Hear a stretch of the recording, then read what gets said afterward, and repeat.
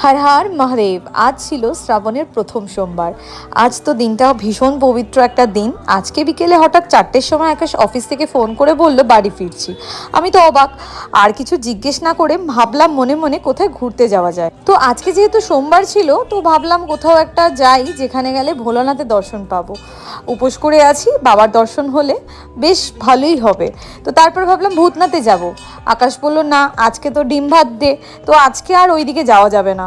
তো তারপরে ভাবলাম প্ল্যান চেঞ্জ করে প্ল্যান বি কী করা যায়। বড় কাছারি যেতে গেলে অনেকটা দূর, আর বিকেলবেলা ছেলেকে নিয়ে অতটা দূর যাওয়াটা ঠিক হবে না, আর ভিড়ও হবে প্রচণ্ড।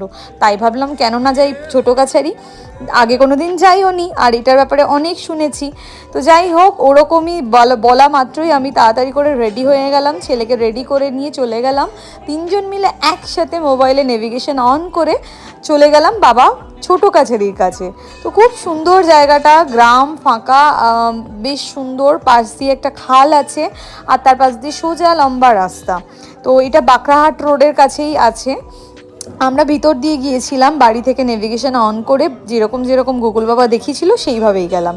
তো ওখানে গিয়ে ঠাকুরমশাইকে বললাম যে একটুখানি প্রণামী দিয়ে ছেলের নামে একটুখানি, যেহেতু বিকালবেলা গিয়েছিলাম বাড়িতেই পুজো করে নিয়েছিলাম তাই পুজো আর দিইনি, শুধু বাবাকে বললাম যে ছেলের নামে একটুখানি জাস্ট একটু মাথায় টিপ দিয়ে একটু মন্ত্র বলে ওকে একটু আশীর্বাদ করে দিতে।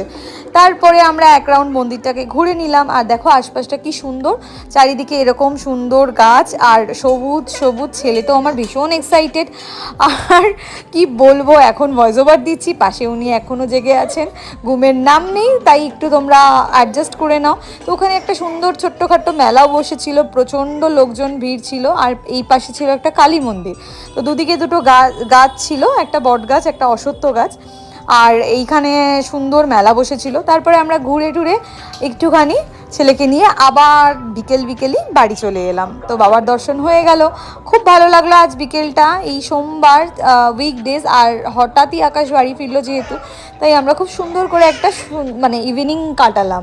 আর বাইকে এখানে যেতে ভীষণ ভালো লাগছিল, কারণ ওইখানটা পুরো ফাঁকা ছিল, নিরিবিলি ছিল। তো আমি কিছুটা ভিডিও করেছি, যাওয়ার সময় আমি একটু ভিডিও নিইনি। আসার সময় যে দেখো আমাদের ছোট্ট হৃদ, তো ও খুব মজা পেয়েছে ওখানে। হাঁস মুরগি গরু অনেক কিছু দেখেছে ও, আর দেখার সাথে সাথে ভীষণ এক্সাইটেড হয়ে গিয়ে বাইকের মধ্যে দাঁড়িয়ে পড়ছিল, লাফালাফি করতে শুরু করে দিয়েছিল। তারপর দেখো এই যে আমার সাথে এদিক ওদিক দেখতে দেখতে বাড়ি চলে এলো। এইভাবেই আমরা আজকে সন্ধ্যাটা কাটালাম। আর শ্রাবণের সোমবার তোমরা কে কে উপোস করেছো, কে কে বাবার মাথায় জল ঢেলেছো, অবশ্যই কমেন্ট করে জানিও। হর হর মহাদেব, জয় শিব।